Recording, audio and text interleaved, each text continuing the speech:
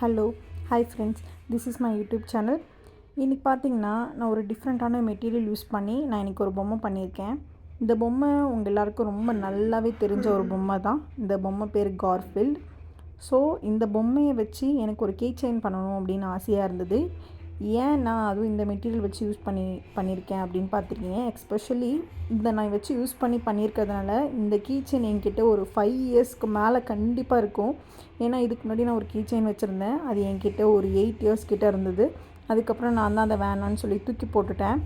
So இந்த key chain, இந்த பொம்மை எனக்கு ரொம்ப ஃபேவரட் பொம்மைன்றதுனால நான் இதை வச்சு பண்ணியிருக்கனால இது என் கூட கண்டிப்பாக லைஃப் டைம் இருக்கும். ஏன்னா இதை நான் வந்து என்னோடய பைக் கீ, அப்படி இல்லைன்னா என்னோடய ரூம்ஸ் கீ, இல்லைன்னா என்னோடய வீட்டு கீக்காக நான் யூஸ் பண்ணிக்க போகிறேன்.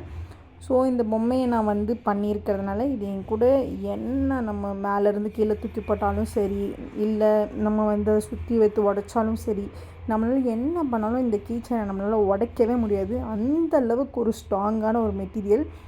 நான் உங்களால் வீடியோவில் அதை ப்ரூவ் பண்ண முடியாது. ஸோ என்கிட்ட நீங்கள் வாங்கி பாருங்கள். நான் சொல்கிறது உங்களுக்கு ஏன் அதை அப்படி சொல்லியிருக்கேன் அப்படின்றது உங்களுக்கு கண்டிப்பாக புரியும்.